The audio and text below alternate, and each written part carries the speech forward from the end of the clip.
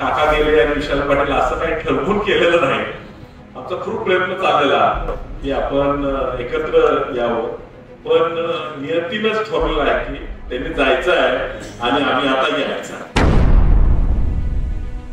प्रत्येक वेळ बघतो की खासदार साहेब त्यांच्या ज्या कारणासाठी त्यांना निवडून दिले त्या गोष्टी सोडून बाकी सगळ्या गोष्टी नारळ फोडायला पुढे असतात.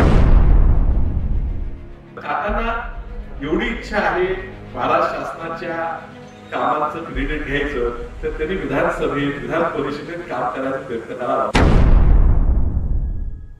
झाला थोडा त्याबद्दल क्षमा मागतो. काही आज लग्नाचं मुहूर्त आहे. माधवकरांनी अगदी लग्नाच्या दिवशीचा आता कार्यक्रम नियोजित केला आणि खूप प्रयत्न चालला. तुम्हाला असं गैरसमज होऊ नये की ठरवून काका गेले आणि विशाल पाटील असं काही ठरवून केलेलं नाही. आमचा खूप प्रयत्न चाललेला की आपण एकत्र यावं, पण नियतीनंच ठरवलं आहे की त्यांनी जायचं आहे आणि आम्ही आता यायचं. आणि म्हणून योगायोगानं अहो तुम्ही आता लय ओझ अंगावर घेऊ नका. काय किती एकाला खेचून ओढून घेता येते ह्याला मी मर्यादा यायला तुमच्या तुम्ही अंगावर लय ओढून घेऊ नका. सोसायटीच्या माध्यमातून आमचा सारखा प्रयत्न असतो, म्हणजे जिल्हा बँकेच्या माध्यमातून की शेतकऱ्यांना कसं जास्तीत जास्त पुरवठा करता येईल. या ठिकाणी पाणी आलेलं आहे आणि पाणी आल्यामुळे शेतकरी चांगल्या कष्टाने बागा ऊस चांगले पिकं निर्माण करत आहे. निसर्ग साथ देत नाही, निसर्गाची अडचण येते. परवा ह्या परिसराचा दौरा केला. भाऊ ही ह्या भागातनं सगळ्या गावातनं जाऊन आलेले आहेत. उभी कष्टाने उभी केलेली बाग आपल्या डोळ्यापुढे पूर्णपणे वाया गेली. ज्यावेळी त्या शेतकऱ्याने पाहिली तर त्याला काय भावना झाल्या असतील हे आपण विचार सुद्धा करू शकतो. आणि म्हणून तो पूर्णपणे दुःखात आहे. त्याचा जो नुकसान झाले ते भरून काढणं हे कदाचित आपल्या कुणाला शक्य होणार, पण कुठेतरी आधार द्यावा ह्या माध्यमातून जिल्हा बँकेचा प्रयत्न चाललाय की किमान त्याच्या कर्जाचं पुनर्गठन व्हावं. आणि हा निर्णय आम्ही संचालकांना घेतला होता आणि शासनाचा काय अध्यादेश येतो ते पाहून लवकरच आपण त्या विषयी निर्णय घेऊया असं ठरवलं. मुळात महाराष्ट्र शासनाने म्हणजे मुलाचं कौतुक राजकारणामुळे करू नये हे चुकीचं होईल, पण महाराष्ट्र शासनाचे दोन्ही उद्धव ठाकरे मुख्यमंत्री असताना आता एकनाथ शिंदे मुख्यमंत्री असताना महाराष्ट्र शासनाने पूर्वी 1.5 लाखापर्यंतची योजना 3 लाखापर्यंत केली आहे. 3 लाखापर्यंतच्या कर्जाला जो परतावा लागतो, आता भले तो 2 वर्ष उशिरा येतो. मला खूप लोक तक्रार करतात कर्ज भरलं व्याजाचं फेडलं ते अजून परतावा उशिरा येतो. परवाच काही दिवसापूर्वी खात्यावर जमा झाले 2 वर्ष व्याज ती जमा झाली. जो उशीरचे येतात तर घेतात जमा. जे महाराष्ट्र शासन त्या पद्धतीनं चांगल्या कामकाज प्रयत्न करते की शेतकऱ्यांना फायदा. आता हे जिल्हा बँकेच्या सोसायटीला 4 ठिकाणी व्याजदर देते. हे व्याजदर देण्यासाठी केंद्र महाराष्ट्र शासन सुद्धा त्या 2% अनुदान आम्हाला जिल्हा बँकांना देते आणि 2.5% अनुदान हे केंद्र शासन देते.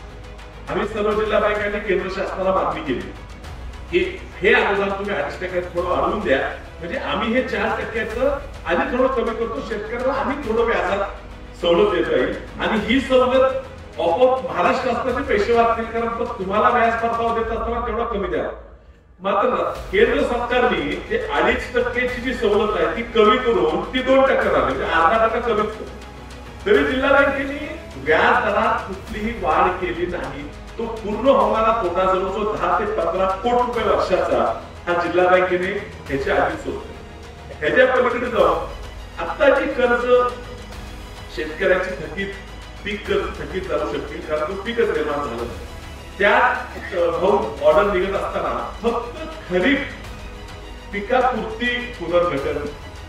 आता माझं तुमचं म्हणणं बरोबर असू शकेल की ऊस पिकाला तसं काय ह्या अवकाळीचा फटका बसलेला नाही, त्यामुळे त्यांचं पुनर्गठन करून करणं योग्य होणार नाही म्हणणं ठीक आहे. पण द्राक्ष बागा ह्यात समाविष्ट केलेल्या नाही आणि द्राक्ष बागा ह्यात समाविष्ट केल्या पाहिजे पुनर्गठन.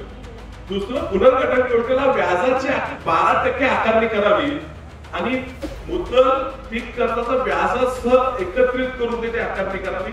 हा एक निर्णय त्या शासनाकडून आलेला आहे. संचालक मंडळात परवा आम्ही तो मुद्दा मांडला आमच्या की केंद्र शासनात महाराष्ट्र शासनात आपण पत्र लिहूया की बदल करावा. हा व्याजदर अत्यल्प असला पाहिजे, कारण शेतकरी 6% व्याज भरत होता, ते परतावा घेत होता. आता हे पुनर्गठन झालं तर हे जे परतावा तो मिळणार का याचं स्पष्टीकरण त्या GR मध्ये नाहीये.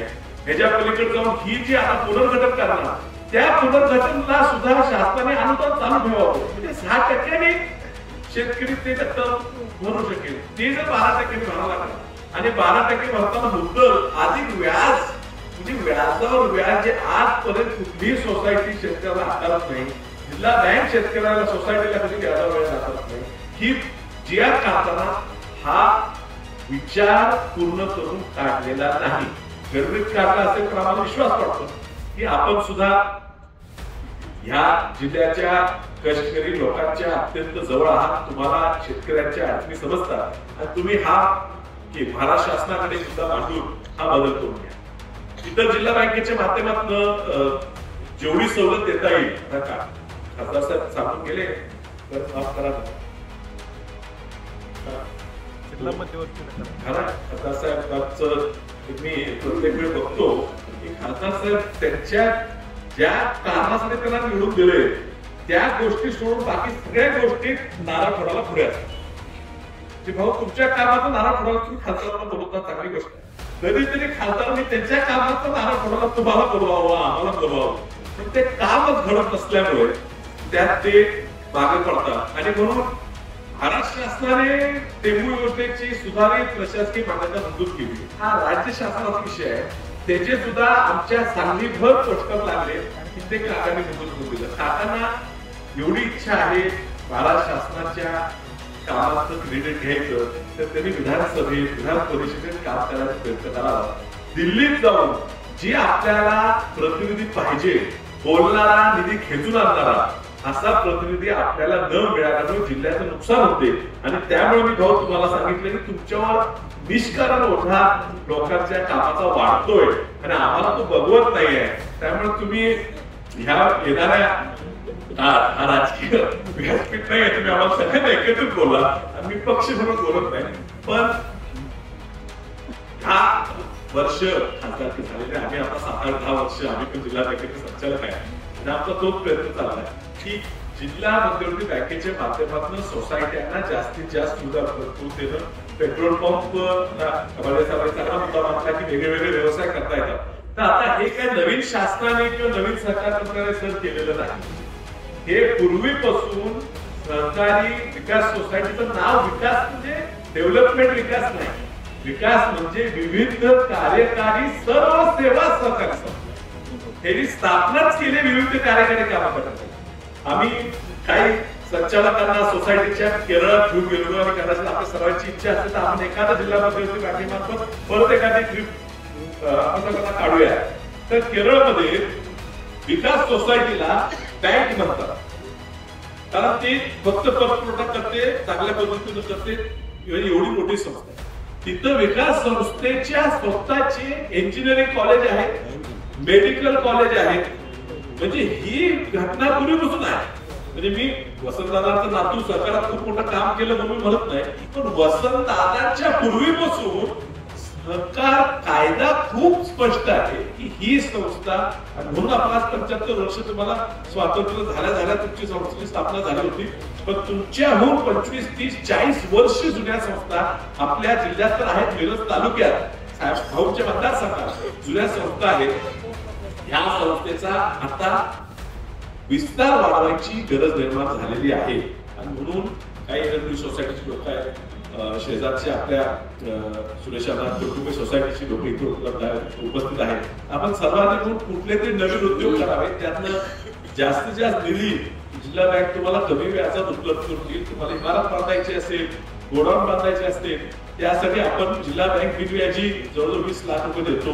ह्याच्यापर्यंत आभारची योजना जी आहे त्यातनं 2 कोटी पर्यंत एखादा प्रोजेक्ट, शेजारच्या सरगर गावात 2 कोटीचं ऊस तोडणी मशीन आपण 1% वार्षिक व्याजाने सोसायटीला देतो. त्याच पद्धतीनं तुम्हाला समजा ड्रोननी आता फवारणी करायला लागला तर ड्रोन जर सोसायटीला घ्यायचा असेल तर तो बिनव्याजी ड्रोन सोसायटीला घेण्यासाठी तुम्ही प्रस्ताव पाठवा आणि तो ड्रोन शेतकऱ्यांना उपलब्ध करून द्या. ट्रॅक्टर समजा आपल्याला वाटतो की एकामेकाचा पहिला भेटणं अवघड होते, सोसायटीला जर ट्रॅक्टर घ्यायचा असेल तर त्या सोसायटीच्या ट्रॅक्टरच्या माध्यमातून लोकांना कमी सवलत दरात त्यांचं नांगर करून द्यायचे, बागेचं कष्ट करून द्यायचं, तर तोही आपण उपलब्ध करू. विविध योजना जिल्ह्यामध्ये वेगवेगळ्या आपल्यासाठी राबवते, त्याचा पुरेपूर फायदा जैन सोसायटी घ्यावा. मी मागच्याही कार्यक्रमात म्हटलं की अरुण राजमानांवर आणि काकासाहेबांवर आता खूप मोठी जुनी माणसं गावातून गेल्यानंतर जबाबदारी आलेली आहे, तर ती त्यांनी अगदी चांगल्यापणे पार पाडावी. पूर्वीसारखं जे काय सुरेशांच्या काळात चालायचं तसंच पुढे चालू द्या.